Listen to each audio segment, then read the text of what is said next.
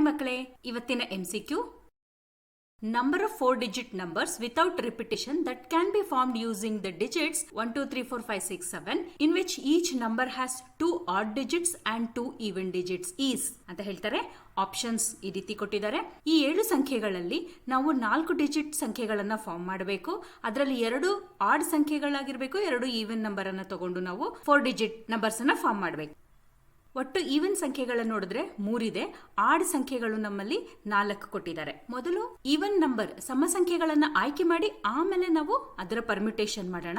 3 even ನಂಬರ್ಗಳಲ್ಲಿ 2 ಹೇಗೆ ಆಯ್ಕೆ ಮಾಡಬಹುದು ಅಂದ್ರೆ 3C2 ರೀತಿಯಲ್ಲಿ ಮಾಡಬಹುದು.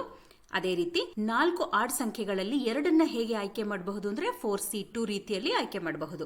ಈ ಆಯ್ಕೆ ಮಾಡಿದ ಸಂಖ್ಯೆಗಳನ್ನ 2 ಸಮ ಸಂಖ್ಯೆ 2 ಬೆಸ ಸಂಖ್ಯೆಗಳನ್ನ 4 ಫ್ಯಾಕ್ಟೋರಿಯಲ್ ರೀತಿಯಲ್ಲಿ ನಾವು ಪರ್ಮ್ಯುಟೇಷನ್ ಅಥವಾ ಅರೇಂಜ್ಮೆಂಟ್ ಮಾಡಬಹುದು. ನಾವು ಈ 3 ಇವೆಂಟ್ಗಳನ್ನು ಒಟ್ಟಿಗೆ ಮಾಡ್ತಾ ಇರೋದ್ರಿಂದ by fundamental principle of multiplication total number of digits 4 digit numbers ಎಷ್ಟು ಬರುತ್ತೆ ಅಂದ್ರೆ 3C2 into 4C2 into 4 factorial ಆಗುತ್ತೆ. ಅದನ್ನ ಸಿಂಪ್ಲಿಫೈ ಮಾಡಿದ್ರೆ ನಮಗೆ ಉತ್ತರ 432 ಬರುತ್ತೆ. ಅಂದ್ರೆ ನಮ್ಮ ಉತ್ತರ ಆಪ್ಷನ್ ಎ.